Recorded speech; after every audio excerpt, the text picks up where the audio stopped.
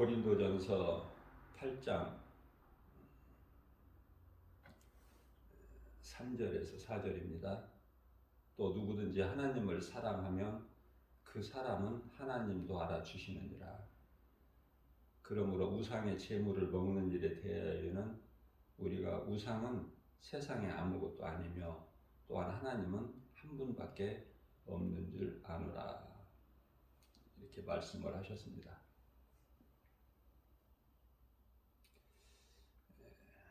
누구든지 하나님을 사랑하기만 하면 하나님께서 하나님을 사랑하는 자를 알아주신다는 거예요. 누가 악하고 어리석은 자들이 하나님이 없다, 그런 게 어디에 있느냐, 이렇게 말하는 사람,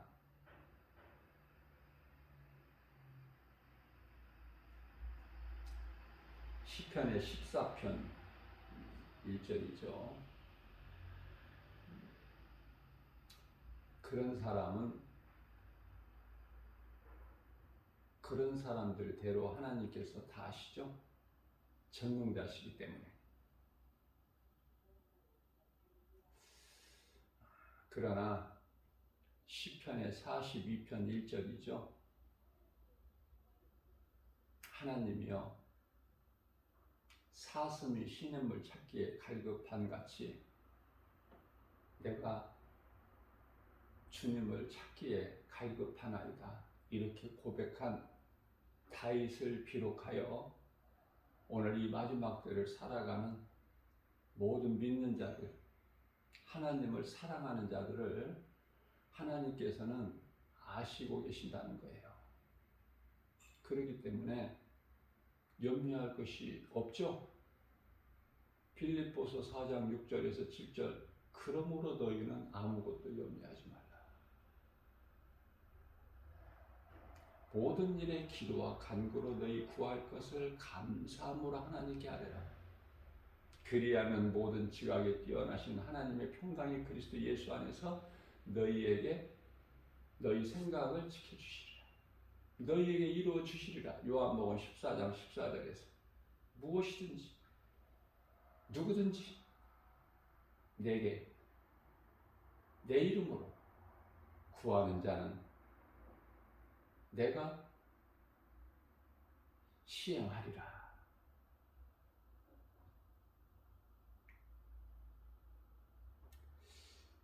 어떻게 보면 이 말씀 속에서 우리가 기도하는 것까지 전부 가르쳐 주시고 계셔요. 우리가 깨닫기만 하면. 우리의 필요를 구하는 것이구나. 예수님께 예수님의 이름으로, 그러나 감사함으로 구하라고 말씀하셨구나. 그러면 하나님 뜻이 하늘에서 이루어진 것 같이 이 땅에서도 이루어지는 그 하나님 기뻐하신 뜻 안에서 우리가 하나님의 뜻을 구할 때 이루어지는 거예요. 이 중요한 사실을 알아야 돼요. 내 뜻이 이루어지면 안 돼. 이루어지지도 않을 뿐만 아니라 하나님 아버지의 뜻이, 우리는 무엇이 좋고 무엇이 안 좋고 이거를 몰라요. 하나님이 주시는 것은 다 좋을 거야. 고난까지도. 그 고난도 잘 통과를 해야 돼. 믿음으로. 요셉같이, 다윗같이. 그죠? 고난도 내게 유익이라. 시편의 119편의 71절. 하나님의 말씀을 깨닫고 보면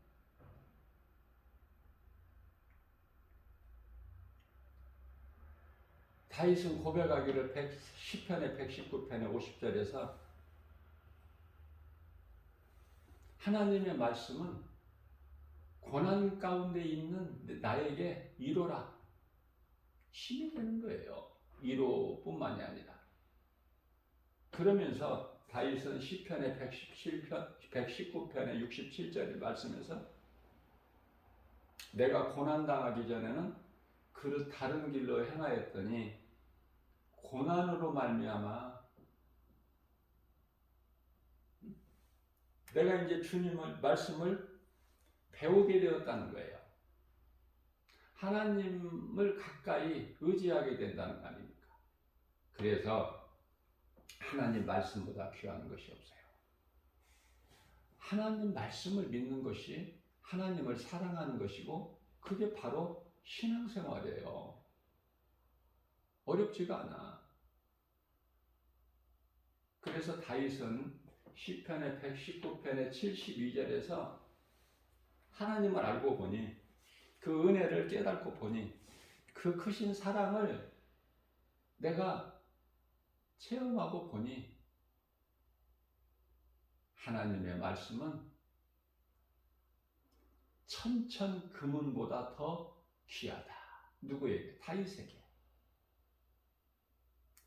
그럼 다윗에게만 하나님 말씀이 귀하다는 말씀이에요? 오늘을 사는 저와 여러분들이 복음의 메시지를 듣는 모든 분들에게도 똑같은 거예요. 뿐만 아니라 시편의 119편의 103편이죠. 119편의 103절 주의 말씀은 내 입의 꿀송이보다 헛하나이다. 이러한 신앙 고백이 다윗의 고백이고 오늘 사는 우리의 고백이 될 줄로 믿습니다. 거기서 끝나는 게 아니에요. 시편의 119편의 105절 말씀에서 주의 말씀은 하나님 말씀은 우리가 지혜도 없어서 알지 못하고 행하는 모든 발걸음까지도 생명길로 인도해 주실 뿐만 아니라 생명길로 가게 하시는, 인도하시는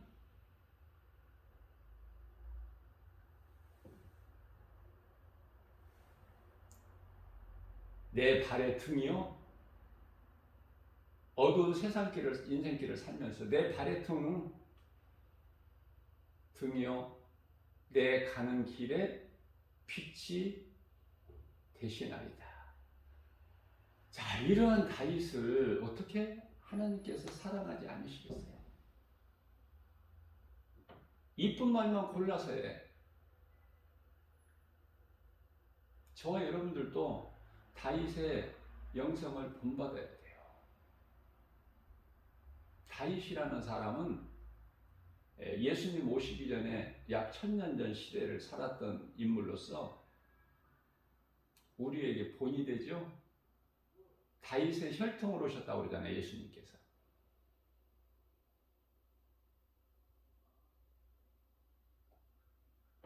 아브라함과 다윗의 자손 예수 그리스도의 계보라.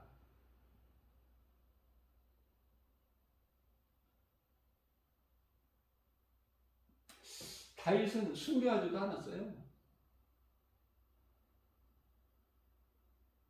사도 바울은 주를 위하여 순교했지만은 죽기까지 이랬지만은 다윗은 순교한 게 아니에요.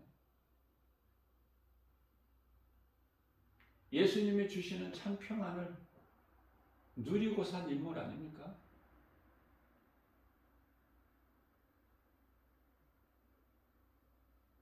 처음에는 그 인생길이 고난이었지만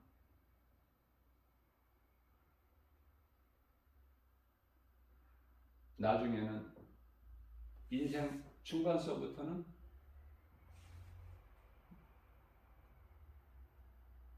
예수님이 주시는 참 평안과 복을 받아 누리는 이스라엘의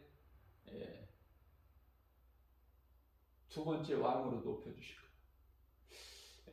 성경을 보게 되면은 빛과 어둠이 함께 공존하는 것을 우리가 깨닫게 되죠. 선과 악이 공존하는 거야. 진리와 거짓이, 빛과 어둠이. 먼저 하나님께서는 어둠을 두시고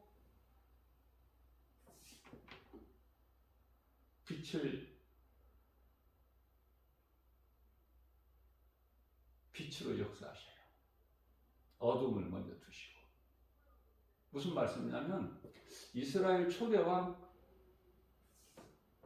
하나님께서 버리신 사울을 먼저 왕으로 세우시죠?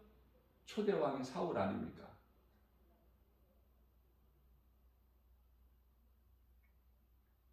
그리고 나서 두 번째 왕으로 다윗 왕을 세우시잖아요. 왕을 사람이 세우는 게 아니에요.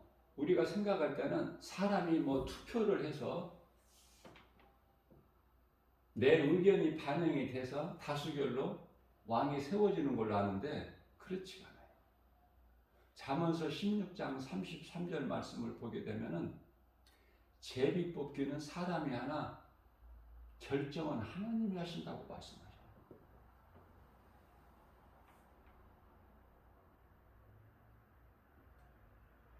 예수님은 영원전서부터 창세 전부터 십자가를 예정하셨어요. 그리스도께서 인간으로 오셔서 십자가에 달리실 것을 예정하셨다니까. 미리 창세 전에, 인간이 만들어지기 전에, 천지가 만들어지기 전에 창세기서 1장 1절 말씀을 보면은 태초에 하나님이 천지를 창조하시느니라. 이 천지 창조는요, 땅은 땅이지만은 하늘은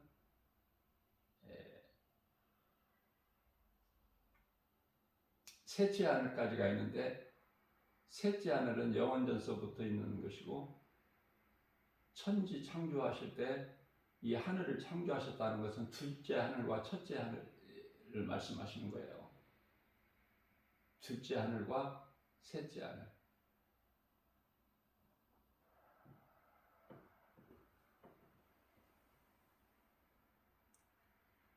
첫째 하늘이라는 것은 소위 말하는 공중이죠. 대기권. 둘째 하늘이라는 것은 별들의 세계 아닙니까? 우주. 그것을 있게 하셨다는 거예요. 천지 창조가.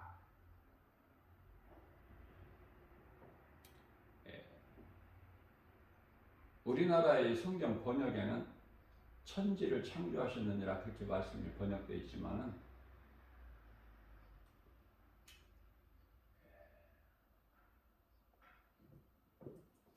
원래는 하늘들과 땅을 창조하셨느니라 이렇게 돼 있어요. 원어에는.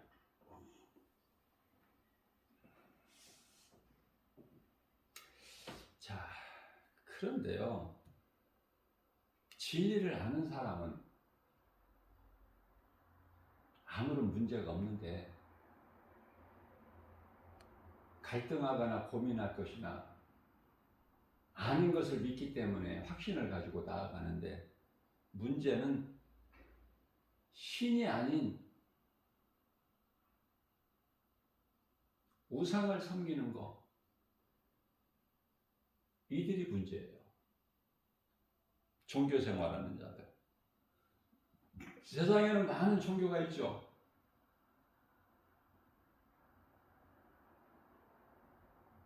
종교에는 구원이 없어요. 율법에도 구원이 없어. 율법에도.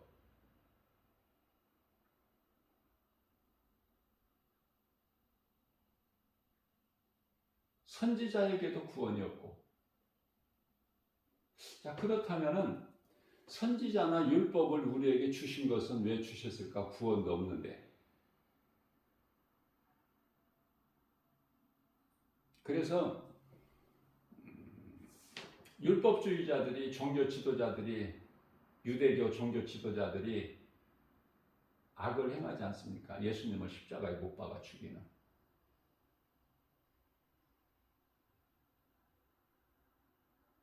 우리를 구원하실 자 메시아 그리스도를 십자가에 못 박아 죽인 거예요. 신성 모독죄로 몰아가지고.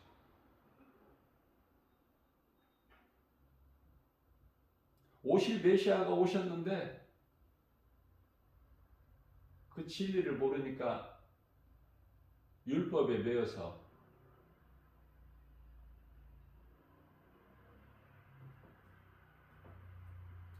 그렇기 때문에 우리가 열심을 내는 것이 중요한 것이 아니라 이 진리를 아는 것이 중요하죠. 잘못 알고 믿는 것을 열심히 내면은 그게 무슨 소용이 있습니까? 그래서 고린도전서 8장 4절에서는 우상은 아무것도 아니다.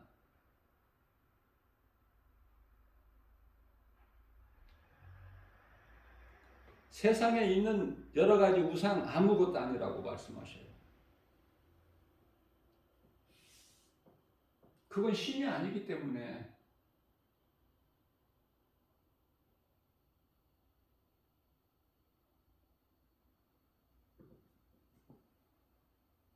거기에다가 무슨 빌고 그것을 믿고 섬기고 의지하고 그거 아무것도 아니죠? 헛된 거, 헛된 거. 얼마나 어리석습니까? 말도 못하고 듣지도 못하고 보지도 못하는 그것을 피조물을 신이라고 믿고 섬기고 의지하고 아니 어리석어도 그렇게 어리석을 수 있을까?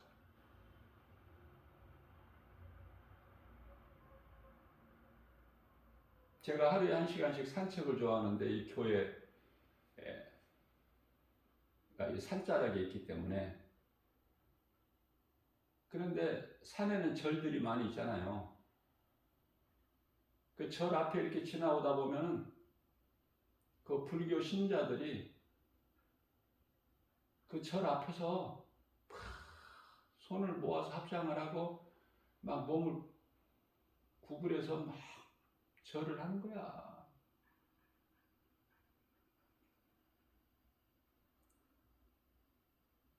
그러한 것을 많이 보게 되는데요.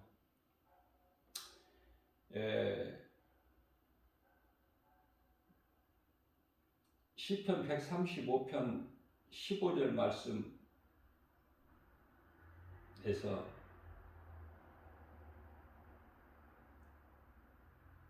열국의 우상은 은금이요 사람의 손으로 만든 것이다. 열국 모든 나라에 섬기는 그 헛된 것을 섬기는 우상 그것이 은이 될 수도 있고 금이 될 수도 있고 로마같이 태양이 될 수도 있고 또 인도같이 소가 될 수도 있고 뭐 바위가 될 수도 있고 고목나무가 될 수도 있고 별의별 신이 다 많잖아요. 뭐 일본에는 뭐 그 신이 뭐 몇십만 개가 된다.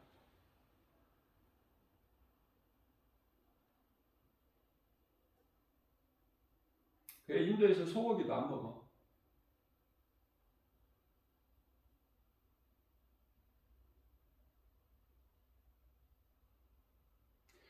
우리나라에 있는 이 안식교 있죠, 안식교.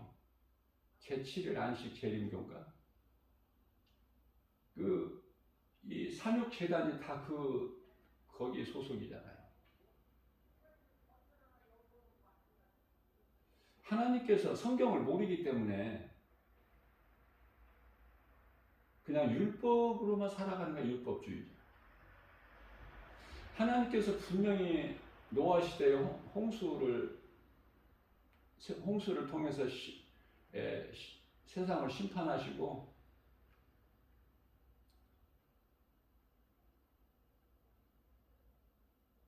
창세기서 7장 아닙니까?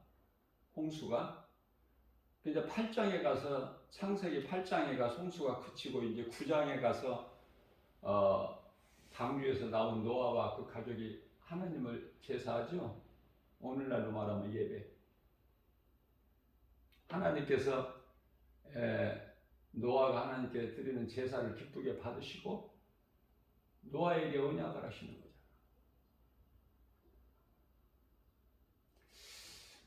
창세기서 9장 3절 말씀을 보게 되면은 산 동물을 먹을 것으로 주셨어요. 하나님께서 먹을 거리로 주셨다니까. 먹으면 되는 거야. 그걸 안 먹을 이유도 없고, 채식만 하고 고기 안 먹을 이유도 없고, 그것을 또 신으로 섬길 이유도 없고, 헛된 생각과 그 생각에 따른 행동, 하나님의 말씀 성경이 아닌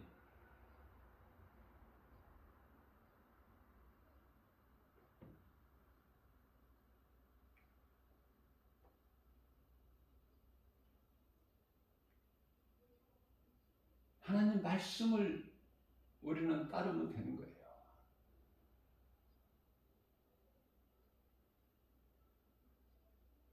우리가 지금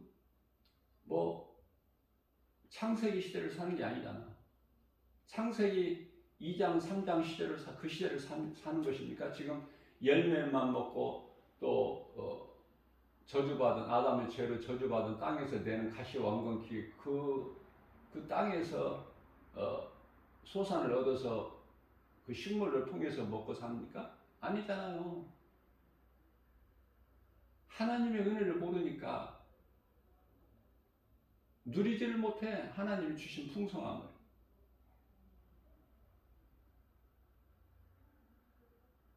그래서 시편의 135편 16절에서는 그러한 것들이 입이 있어도 말하지 못하고, 입을 누가 만들어놨어? 거기에다가, 우상에다가. 사람이 입이 있어도 말도 못하고, 눈이 있어도 보지도 못하고, 이어서 17절에서 귀가 있어도 보지도 듣지도 못하고,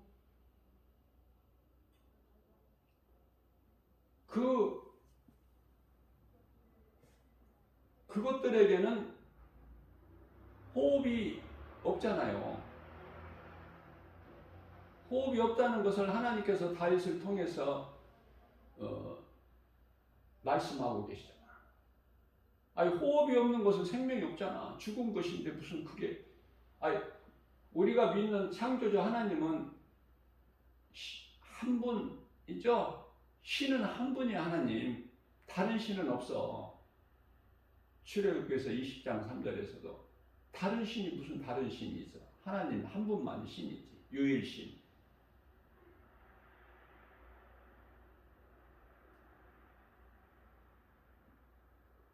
그 하나님을 믿는 거야. 우리는 아는 것을. 하나님이 아닌 모든 것은 피조물로서 그게 우상이고. 그러니까 그들은 모르는, 알지 못하는 것을 믿는 것이, 우리는 아는 것을 믿고 확신 가지고.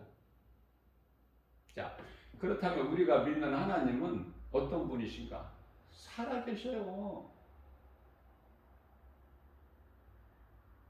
우리가 말하는 거, 행하는 거, 생각하는 거 다 아셔요. 민수기서 14장이죠. 28절 말씀에서 너희가 말한 것이, 예수님은 다 들으신다는 말씀이죠.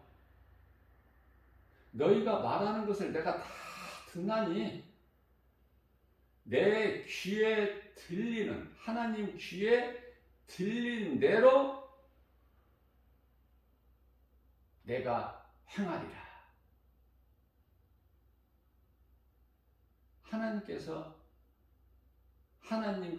들으시는, 귀에 들린 대로 다 행하신다는 거예요.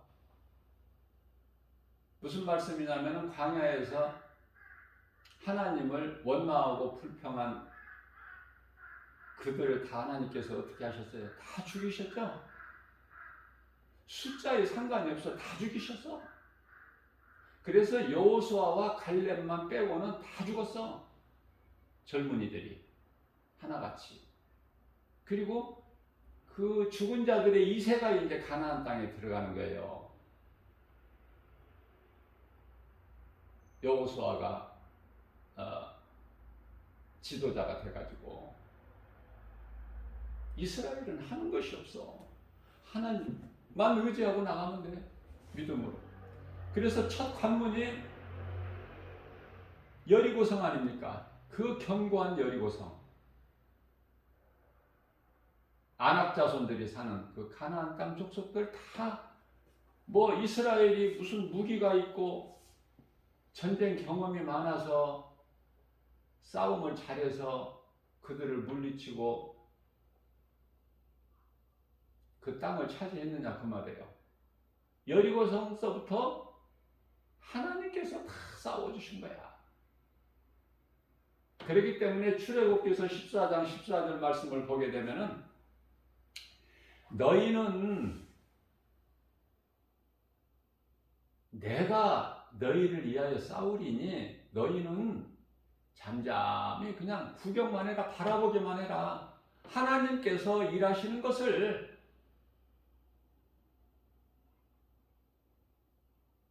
그렇게 복받은 자들이 이스라엘인데 정녕 그 하나님을 잊어버리고 홍해를 육지같이 건너 또 알지도 못하는 하늘에 만나를 내리셔서 신발이 헤어지지 않고 옷이 헤어지지 않게끔 또 구름기둥 불기둥을 통해서 인도하시고 보호하시고 길을 나아갈 길을 인도하시고 또 밤에는 그 추위를 또 보호하시고 불기둥으로 그런 하나님을 잊어버려.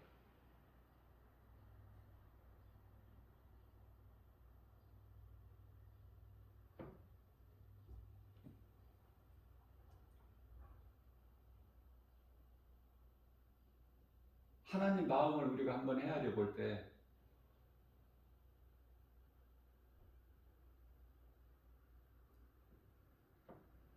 사람이 전부가 육신이 됩니다. 창세기에서 6장 3절 말씀이죠. 하나님 보시니 사람이 이제 하나님을 모르는 짐승과 같은 육신이 됩니다. 그래서 홍수를 계획하신 거고 시행하신 거예요. 믿는 자는 노아와 그 가족 8명. 그러나 그 구원도 영원 구원이 아니라 몸이 구원받는 것이죠. 노아의 방주가 뭐 영원히 사는 구원의 방주가 아니기 때문에 오늘날 교회도 마찬가지예요. 교회 다닌다고 다 구원받는 것이 아니에요. 교회가 구원의 방주가 아니잖아요. 교회 안에 영원히 구원받지 못할 사람들이 수없이 많으니까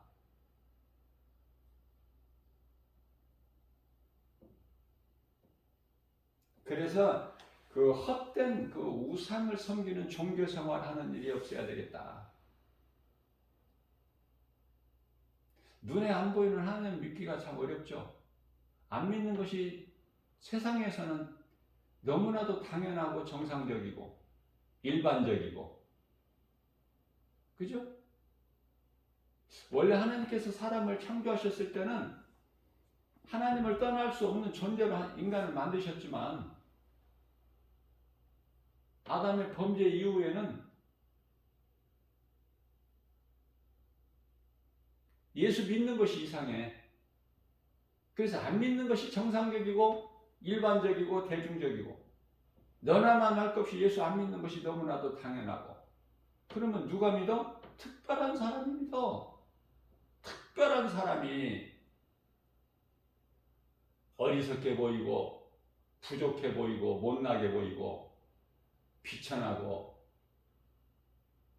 드러낼 것이 없고 아무것도 자랑할 것이 없는 멸시천대 조롱받는 자들이 예수를 믿는다니까. 왜? 그럴 수밖에 없는 것이 세상에서 지식을 배우는데 학교에서 선생님들한테 하나님을 배워 예수를 배워 천국과 지옥을 배워 그런 거 전혀 듣지도 배우지도 못했거든요.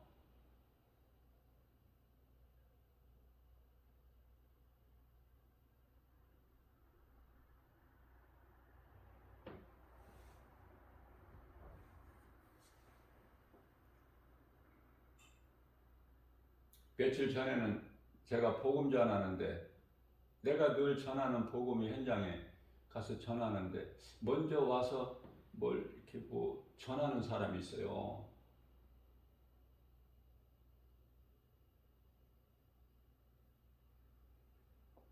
그래서 내가 전도하는 줄 알고 가까이 가서 전도하셨느냐고 이렇게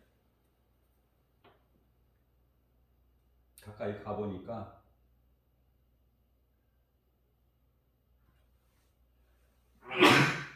신천지야, 신천지.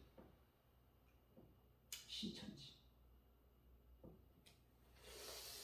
왜냐면은 그 복음을 전하는 곳에서는 그 복음을 전하지 말라는 말씀이 있어요. 그 로마서 16장 20절인가요? 로마서 16장 20절.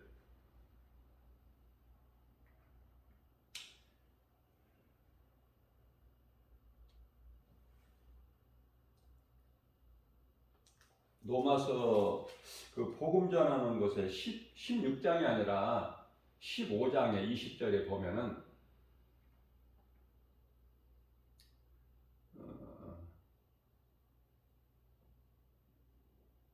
그리스도 이름을 부르는 곳에는, 다시 말하면은 복음을 전하는 곳에는, 그곳에서는 복음을 전하지 말라 그러셨어요. 복음 안 전해지는 곳은 또 얼마든지 많이 있으니까. 그래서 내가 이제 오늘은 다른 곳에 가서 전해야 되겠다 하고 가까이 가보니까 신천지야. 신천지. 신천지는 거짓으로 미혹하는 이단이잖아요. 그러니까 그건 복음이 아니기 때문에 내가 거기에서 복음 전했어요. 신천지는 소리도 예수 소리도 못 내고 낼 수가 없죠. 이단이니까. 영혼을 미혹하는 거니까. 마귀 새끼들이니까. 그죠? 그래서 내가 그 옆에서 담대히 복음 전했어요. 조금 있다가 이제 없어져 버리더라고요. 진리 앞에 어둠은 물러가. 내가 쫓아내지 않아도 복음의 능력 앞에, 하나님 말씀 능력 앞에 있을 수가 없어. 어둠이 어떻게 빛과 함께 있을 수 있나요? 흔적도 없이 사라져 버리지. 자, 신천지가 이번에 코로나19 시대를 우리가 겪어오면서 이 거짓된 종교 집단이라는 게 다 밝게 드러났잖아요. 그런데도 못 깨달아. 그런데도. 그러니 얼마나 어리석고 얼마나 불쌍하고. 응? 이제 신천지 아는 사람들은 다 안다니까. 예수 믿으라고 그러면은 신천지 아닌가 색안경을 끼고 이제 살펴. 전도지 받는 사람들이.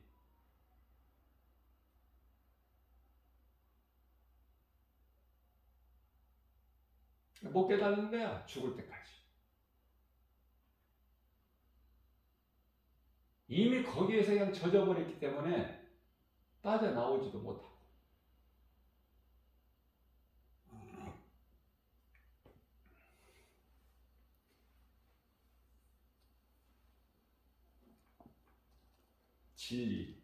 진리가 얼마만큼 중요해.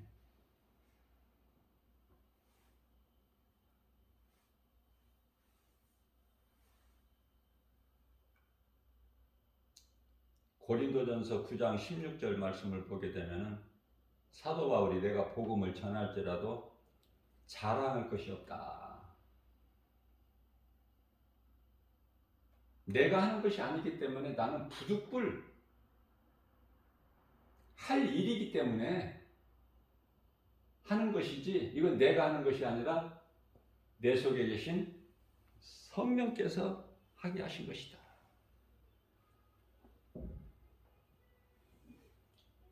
이 복음을 전하지 아니하면은 나에게 화가 있으리로다. 그런 말씀을 하고 있어요. 부득불 할 일이야. 그리스도인이라면. 목사만 전도하는, 복음 전하는 게 아니에요. 잘못 아는 게 있어. 목사만 하는 줄 아는데, 목사만 예수님 제자 되는 게 아니라니까요. 복음 전하는 자가 예수님의 제자야. 집사든 권사든 장로든. 그렇다면은 바꿔 말하면은 복음 전하지 않는 목사는 예수님 제자 아니에요. 복음 전하지 않는 목사 입에서 뭐가 나오겠어? 뭐가 나와요?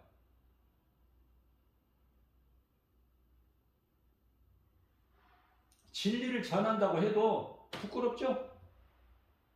하나님 앞에 부끄럽잖아. 행함이 없는 믿음이니까. 말은 그렇게 하고 행함이 없으니까. 열매가 없잖아요.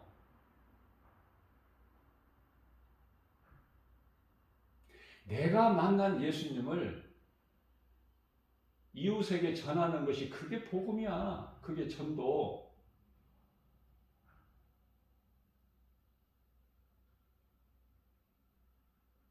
많은 신학자들이 그럴듯한 많은 이 책을 쓰고 하지만 그들이 복음 전합니까? 거의가 다 대부분이 안 전해.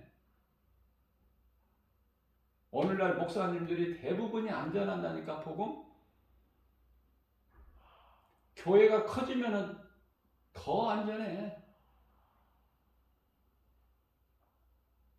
대형교회 목사님 복음 전하는 목사님들 봤나요?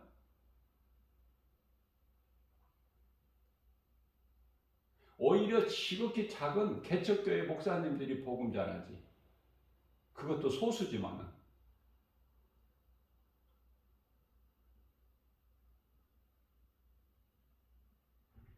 큰 교회 목사님들은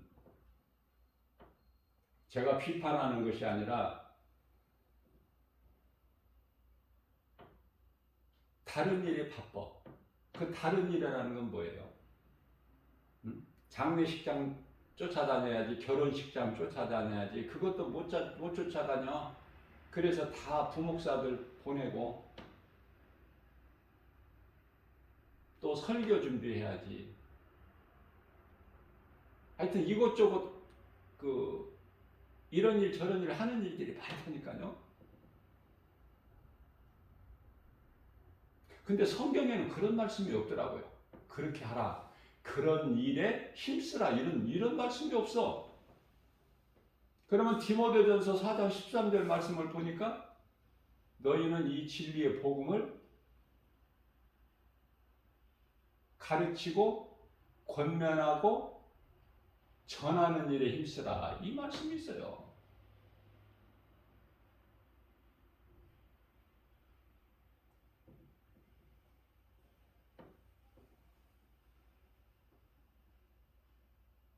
예수님이 무엇을 기뻐하시는가? 우리를 구원하신 우리 영원한 생명 되신 예수 그리스도께서 기뻐하시는 것이 무엇인가?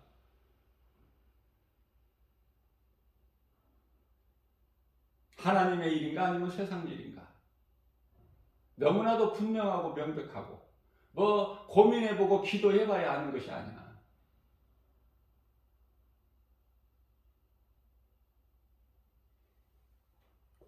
복음 전하면은 하나님께서 설교도 해주셔요. 따로 준비를 그렇게 어렵게 안 해도 전할 말씀을 주신다니까. 세상에 나가서 이웃을 내 몸 사랑한 것 같이 사랑하는 마음으로 복음 전하는 자들에게는 교회에서 설교할 말씀도 성령님이 다 주시죠. 그 말씀을 안 주신다면 그 성령 못 받은 목사야.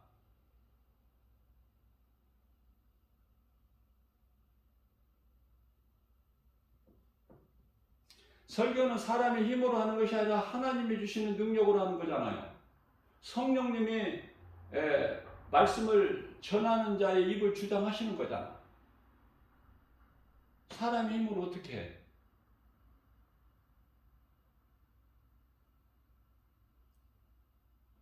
그런데 이 복음 전하다 보면은 많이 듣는 소리가 있는데 나는 어느 교회 다니고 어느 교회 다니고 그 교회를 자랑하더라고요. 큰 교회를.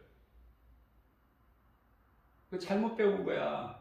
그 병든 신앙이야 그게. 예수님이 너 어느 교회 얼만큼 큰 교회 다니다가 왔느냐 그거 물어보시나요? 이상한 헛된 소리 하고 있어. 교회를 왜 자랑해? 교회 건물을 잠시 후에 다 없어질 건데. 중요한 것은 내가 그리스도인인가 아닌가. 그리스도인이라면은 예수님이 성령으로 내 속에 들어와 계시고 그 성령은 하나님의 말씀이 내 속에 들어오는 거예요.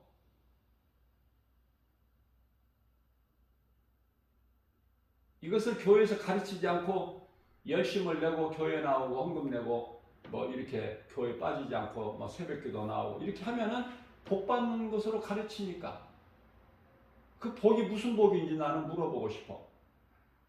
영원히 잘 되는 복이에요. 세상에서 썩어진 육신이 잘 되는 복이 아니라는 걸 분명히 가르쳐야 돼. 그렇게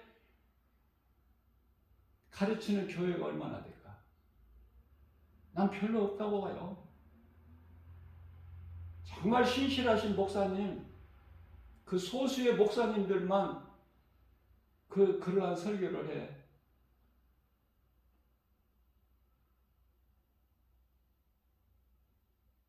돈에 관심이나 있지.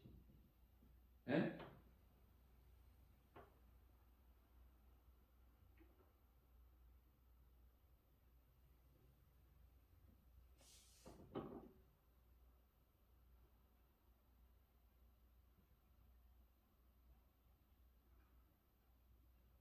돈을 사랑하면 망가지는 거야. 교회도 망가지고 목사도 망가지고 다 망가져. 그 밑에서 사역자들이 뭘 배우겠어? 높아지려고 하는 것만 배우잖아. 돈 많이 주면 좋아하고. 인간이니까 돈 싫어하는 목사 있어요? 그런데요, 제가 한 가지 가르쳐주고 싶은 게 있어. 그런 목회자들에게. 또 그런 목회자들 밑에서 사역하는 또 전도사들이나.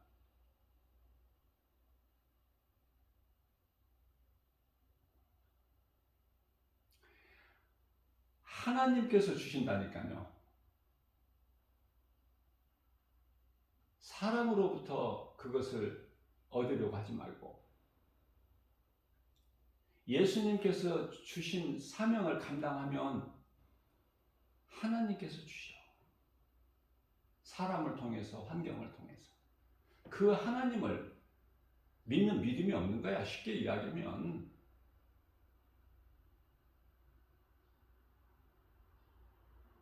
우리가 눈에 보이는 것으로는 사람의 계산으로는 성도들이 많아지고 교회가 커지고 목회 성공하면 이제 그런 것이 목회 성공이라고 생각해. 그 열심을 내는 거야. 그러면 이제 돈이 많이 들어 정금이. 그러면 교회가 이제 커지고 이제 크게 짓고 더 크게 짓고 그러니까 부자 교회가 되잖아. 그 영혼은 그런 것에 비례합니까?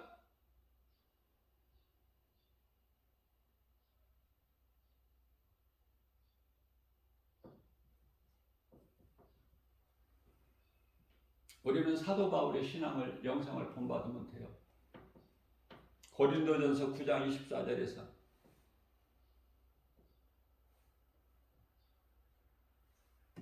제가 한 가지 덧붙이고 싶은 말씀은 목사도 사람이다. 환경 따라서 살아 목사도. 근데 환경 따라 사는 그것을 그 한계를 넘어버려야 돼. 예수를 나의 구주로 믿는 그 누구라도 목사 아니라 뭐 전도사 뭐 신학자 무슨 뭐 누구라도 권사 장로라도 집사라도 환경에 매여버리면 안 돼요.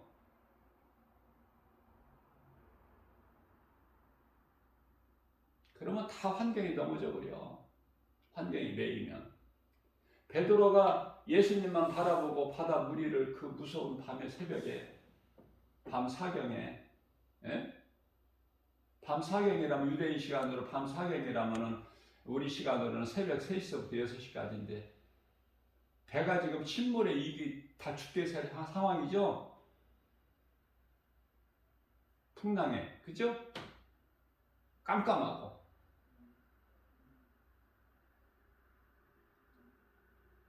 그런 상황에서 예수님 바라보고 예수님이 오라 하셨을 때 그 음성을 듣고 바다에 몸을 던진 베드로. 그래서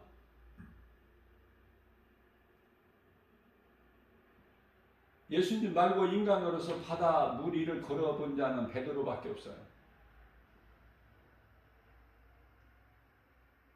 근데 예수님을 바라보고 갈 때는 바다 물 위를 걸었지만 조금이라도, 그러나 이 두려움을 주는 세상 환경을 바라보는 순간에 빠져버리죠. 우리가 믿는 예수님만 바라보고 나가야 환경을 이기는데, 목사도 사람이다 보니까 그 한계를 못 뛰어넘어. 그래 전부 세상과 타협하고 세상적으로 살고 세상이 좋아하는 물질 좋아하고 높아지고 커지는 것을 좋아하고. 예수님은 섬기는 자로 오셨는데 낮은 자로, 전혀 성경에 맞지 않는 돈 사랑하고 높아지고 무슨 계급인 줄 알고 교회가 커지면은 그 목사님들 그 위엄이 그 어느 누구보다 더 높아.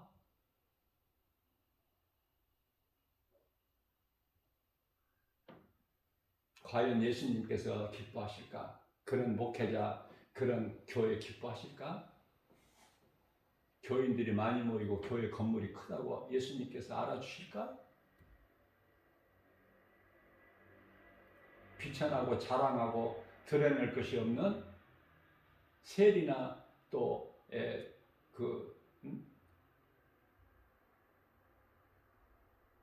교회에 두렵던 헌금을 낸 과부 예수님께서 높여주시고 알아주시고 사랑하시고 인정해 주시지 않을까, 저는 그런 생각으로 목회를 해요. 예수님과 나와의 관계야. 그 어떤 것도 거기에 개입될 것이 없어. 사도 바울은 고린도전서 9장 24절에서 운동장에서 다름질할 때 선수들이 왜 다름질합니까? 상 받기 위해서 그와 같이 하라는 거예요. 그와 같이 저와 여러분들에게 상 받기 위해서. 우리 예수님은 상 주시는 거야. 상 주시는 분. 예수님은 상 주시는 분이라는 이 한 가지 사실만 믿어줘도 그렇게 어슬렁어슬렁 할 수가 없죠? 안일하게. 그렇게 해가지고 무슨 상을 받아? 학교에서, 세상 학교에서 주는 상을 받는 것도 남보다 뛰어나야죠? 남이 잠잘 때 안 자고, 남이 놀 때 안 놀고, 그죠? 그 시간들을 아껴서 하는 거잖아, 열심히. 그래서 소위 말하는 공부벌레라고 그러잖아. 항상 받는 사람들이 상을 받더라고. 우등상 받는 걸 보면은 우리는 옆에서 박수만 쳐주고.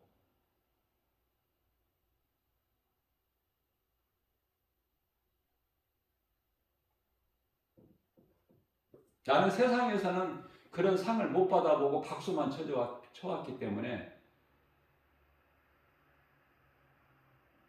이제 그리스도인으로 살면서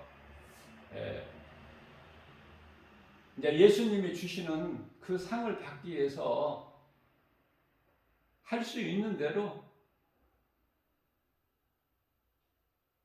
상을 받고 싶어서, 진짜 상, 썩어질 면류가 아니라 영원한 우리 예수님이 주시는 상을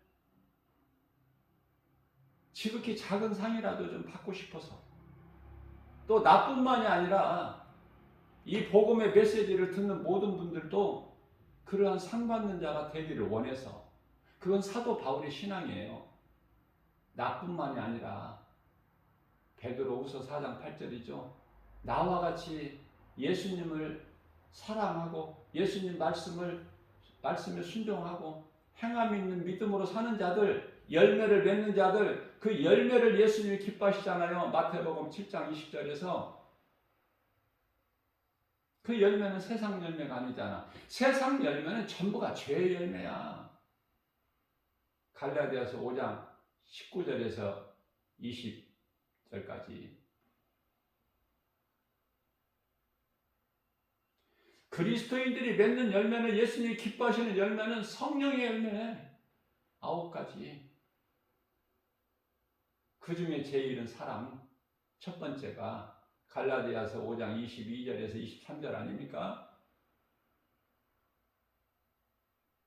그리스도인이 사랑이 없으면 그것은 거짓이지.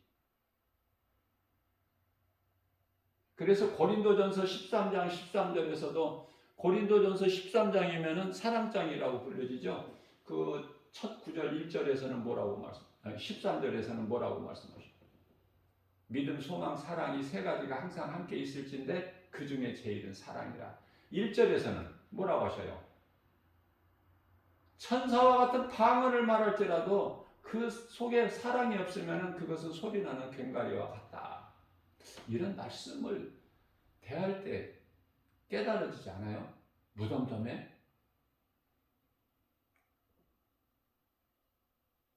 저는 다른 것은 없어도 하나님 말씀이 믿어지고, 그 믿어지는 하나님 말씀을 내 마음속에 담아 잊어버리지 않기 위해서 언제라도 내가 묵상할 수 있게끔, 그러려면 내 마음속에 들어와 있어야죠.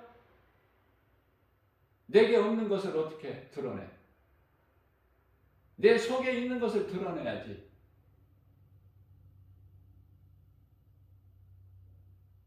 사도행전 3장 6절 같이, 내가 너에게 줄 은과 금은 없으나 내게 있는 것으로 너에게 주노니 나사렛 예수의 이름으로 명하는 일어나 걸으라.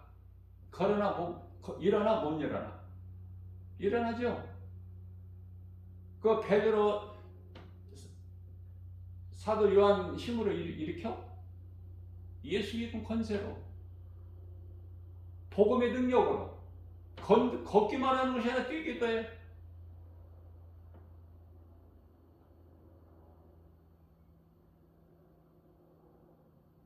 다시 말씀드립니다. 상 받으려면 행함이 있어야 돼요. 믿음만 가지고는 안 돼. 믿음만 가지고 구원받은 자가 한편에 구원받은 강도야. 누가복음 23장 43절에서. 그렇게 그냥 그런 자 되고 싶으면은, 그런 구원 받는 것으로 만족하면 그렇게 살면 돼요. 그러나 야고보서 4장 17절에서는 사람이 선을 행할 줄 알고도 행하지 아니하면 그것도 죄다.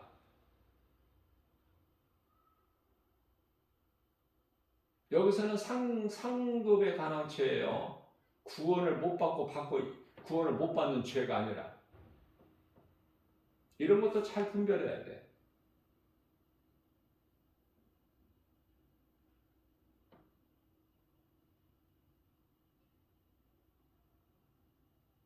죄로 인하여 더러워진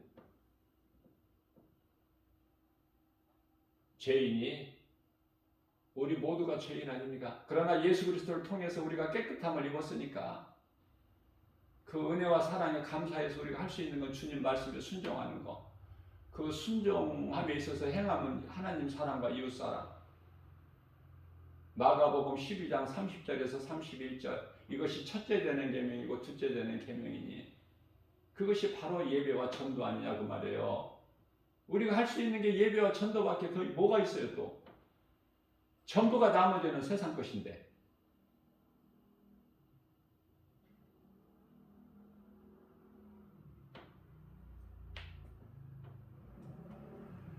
그래서 사도 바울은 늘 회개를 통해서 자기 몸을 복종시킨다는 거야. 자기 몸을 친다는 거야. 고린도전서 9장 27절에서 내 몸을 쳐서 그리스도께 복종하게 하는 거. 어제도 내가 말씀을 전했지만은 신앙생활에 있어서 영적 싸움이라는 것이 먼저 자신과의 싸움이라고 그랬죠. 자신과의 싸움에서 육신의 정욕을 이기지 못하고 옛사람을 벗어버리지 못한다면은 무엇을 이길 수 있어요? 무엇으로 승리할 수 있느냐고 말이에요. 내 자신과의 싸움이야. 내 속에서 계속 죄성, 악성, 독성, 이 죄의 쓴뿌리 더러운 것이 자꾸 꿈틀거리거든. 이 육신의 생각을 절제하고 내 자아를 십자가에 못 박고 고린도전서 15장 31절에서 사도 바울의 신앙을 본받아서. 그래서 빌립보서 2장 12절 말씀에서는 항상 두렵고 떨림으로, 무슨 말씀이냐면은 겸손한 마음으로 구원을 이루라, 그 말씀이에요. 두려워하는 자가 되라는 것이 아니라 말씀을 잘 깨달아야 돼. 이 인간의 지식과 지혜 가지고는 못 깨달아. 성령의 감화 감동으로만 깨달을 수 있어요.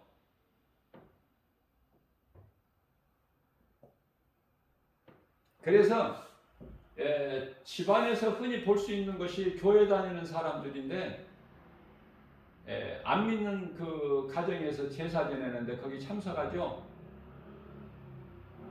나는 저는 안 할 거야. 그리고 나서 이제 또 그런 것으로 인해서 가족 관계가 나빠질 수도 있고, 그죠? 제사 문제로. 자,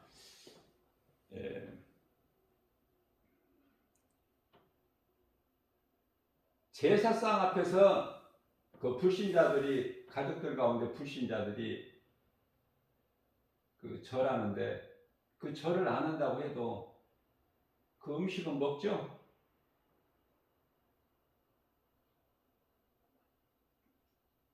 그런 음식 먹는 것도 안 기뻐하셔. 우리 예수님은 먹지 말라고 말씀하셔요. 왜냐하면 그 제사의 음식을 먹는 자는, 그 제물을 먹는 자는 제사에 이미 참여한 자다. 참여한 자. 도둑질하러 담 넘어서 안에 안방에 들어가서 뭐를 훔치는 그 사람만 도둑이 아니라, 그 사람이 잘 도둑질할 수 있도록 그 도둑질하는 일에 참여하는 이 밖에서 망보는 사람도 똑같은 도둑놈이야. 똑같아. 죄값은 판결받을 때 법정에서 그렇게 이해를 하시면 좋겠어요.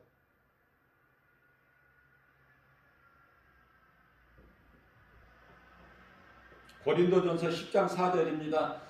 우리는 신령한 음료를 마신 자야. 신령한 음료가 뭐야? 예수 피.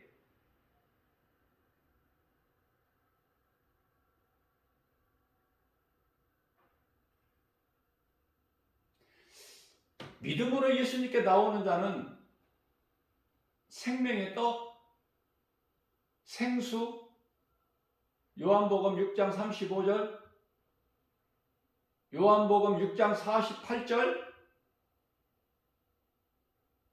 요한복음 4장 14절, 영원히 목마르지 않는 생수, 영원히 줄이지 아니할 생명의 떡, 48절에서 우리는 그걸 먹는 거야. 그걸 먹는 사람 아닙니까? 이미 먹었고 내 자신을 지키기만 하면 돼. 이미 먹었어. 우리는 예수님 피와 살 다 이미 먹었잖아요. 행동을 똑바로 해야지.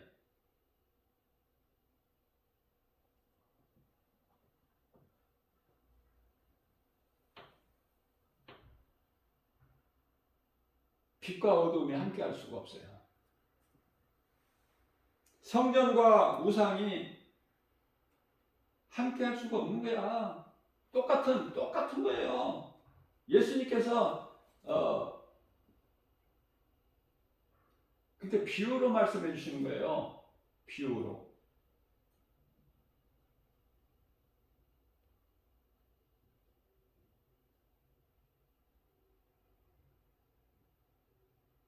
성전과 우상이 함께 할 수 없음 같이, 마치 빛과 어둠이 함께 할 수 없음 같이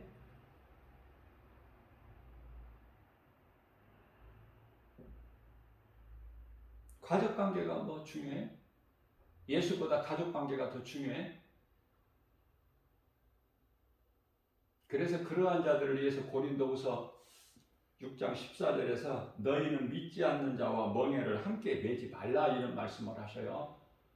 우리가 이 믿지 않는 자들에게 사랑하고 정말 이 복음을 사랑하는 마음으로 복음을 전할지라도 함께 할 수가 없어요. 그들이 가는 길을 함께 갈 수 있습니까? 어떻게 사망길로 갈 수 있어요? 가족 사랑한다고 가족이 가는 예수 믿지 않는 가족이 가는 사망길에 같이 갈 거냐고 말해요.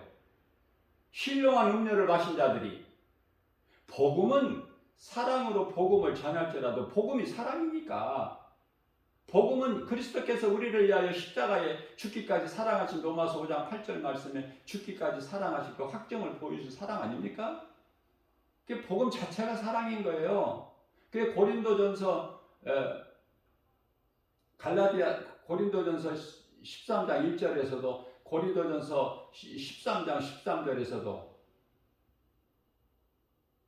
갈라디아서 5장 22절에서도 가장 먼저가 사랑이잖아. 사랑으로 복음을 전할지라도 복음 전해서 안 믿으면 그거 할 수 없는 사람 힘으로 어떻게 합니까? 아, 사탄의 자녀에 속한 사람이구나. 그게 성경이잖아요. 요한 1서 3장 10절. 창세기서 1장 4절에서 빛과 어둠을 나누셨는데 하나님 주권으로 어둠에 속한 자구나. 안타깝고 불쌍하게 생각할 수 있지만 우리가 그들을 따라서 그 연민의 정을 우리가 그것으로 인해서 가족관계로 인해서 같이 사망길로 갈 거예요. 그럴 수는 없잖아요.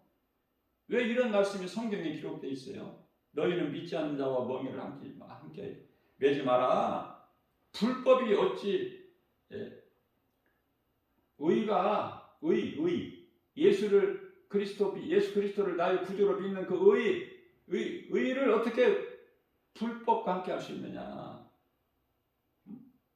빛과 어둠이 어찌 함께 할 수 없음같이 우상과 성전이 어떻게 함께 할 수 있어?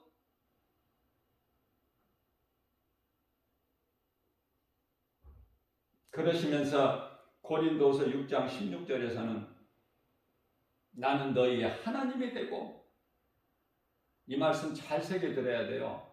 우리가 그냥 쉽게 이해를 돕기 위해서 하나님이 자녀 그러는데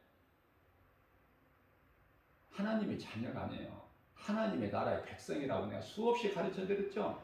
어차피 아는 거 바르게 깨달으라고. 예?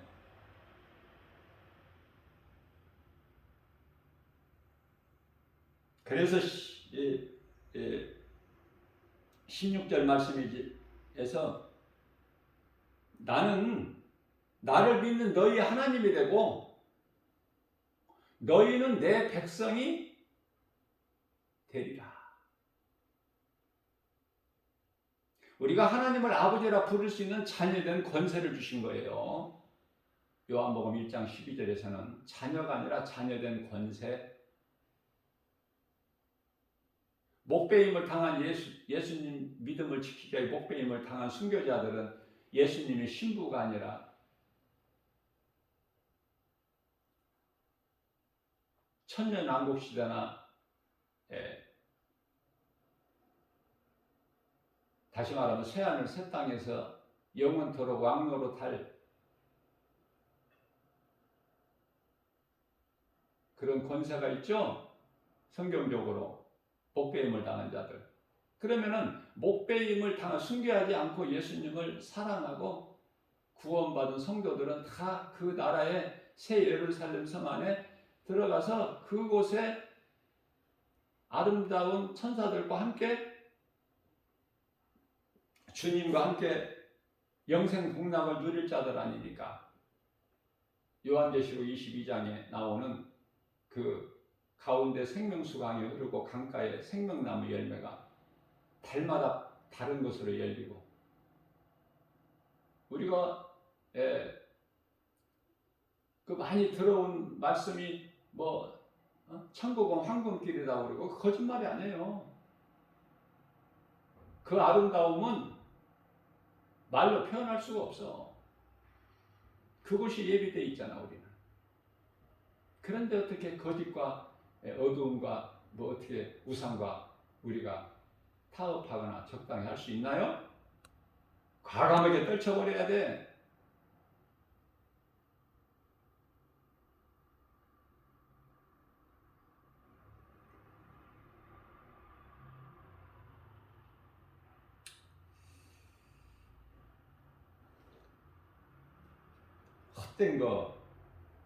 헛된 것에 속지 말고, 전부가 다 그 귀신이 미혹하는 것이고 속이는 것이기 때문에 오직 진리해야 돼요. 진리는 예수 그리스도 하나야.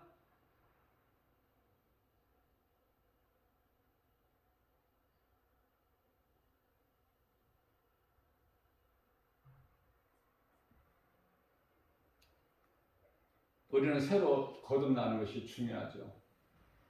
예수님은 어렵게 말씀하시지 아니하셨어요. 요한복음 3장 5절에 사람이 태어나서 물과 성령으로 거듭나지 아니하면 하나님의 나라에 들어갈 수가 없다. 마태복음 19장 24절 25절에서 부자는 천국에 못 들어간다. 가능성이 없어 전혀. 차라리 부자가 천국 들어가는 것보다 낙타가 바늘구멍으로 들어가는 것이 더 쉽다. 낙타가 바늘구멍으로 들어가는 게 못 들어간다는 거야, 부자가. 그런데 부자는 천국 못 들어가는데 부자 되기를 그렇게 소원해. 소망하는 것이 어찌 그런 것에 있어. 거듭나지를 못했기 때문에. 아직 육의 사람이야, 그 사람은. 예수보다 귀한 것이 없어야 돼요.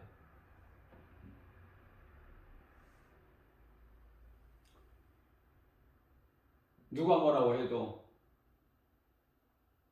내가 그리스도인으로서 좌로나 우로나 치우치지 아니하고, 빌립보서 3장 12절 말씀인가요? 뒤의 것을 잊어버리고 상 주신 우리 예수님, 우리의 영원한 생명 되신 예수님, 나 같은 죄인을 살리신 나의 주, 나의 하나님. 그래서 빌립보서 3장 14절에서는 오직 예수부터 푯대를 향하여 달려나가는 거예요. 겸손한 마음으로. 빌립보서 2장 12절에서 두렵고 떨리는 마음으로. 늘 예수님께서 요한복음 13장 10절에서 목욕한 자는 발밖에 씻을 것이 없다고 그랬죠. 늘 우리는 회개하면서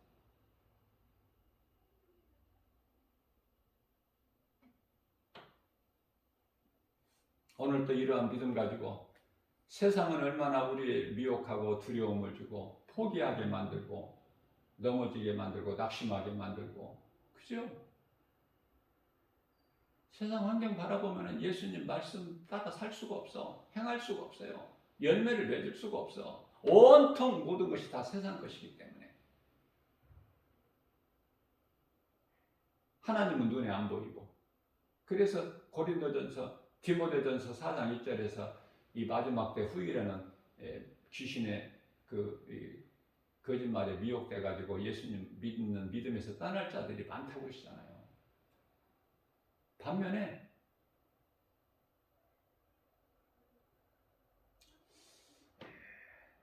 나중된 자가,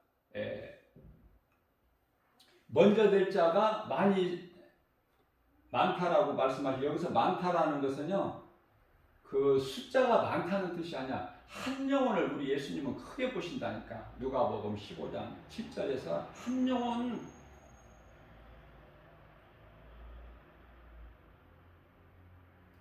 영혼을 예수님 크게 보시기 때문에 그 숫자가 많아서가 아니라 나중된 자가, 먼저 될 자가 많다. 그렇게 말씀을 하신 거예요. 그러면은 우리는 어느 쪽에 속한 자야?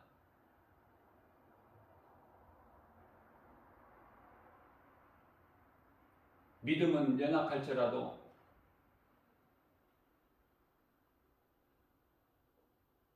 나보다 예수 먼저 믿은 사람보다 더 믿음이 우리 예수님 보시기에 더 좋은 칭찬받고 인정받는 그런 믿음의 소유자가 돼야 되지 않겠습니까? 나중된 자가 먼저 될 자가 많다. 모태신앙을 해서 믿음이 좋아요? 신앙이? 전혀 아니야. 누가 신앙이 좋아? 사도 바울은요, 모태신앙도 아니고 인생 중반길에서 부활하신 예수님을 만나서 완전히 변화되어 버린 거예요. 완전히. 그 얼마나 아름답습니까? 그 믿음을 본받아야 되는 거예요. 저와 여러분들은 모태신앙이라고 자랑할 거 아무것도 없어.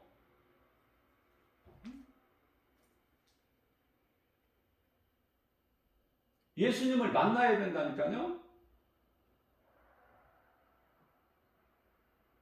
그래야 사울이 바울로 변화된 것처럼 그렇게 변화돼서 마태복음 19장 30절이죠.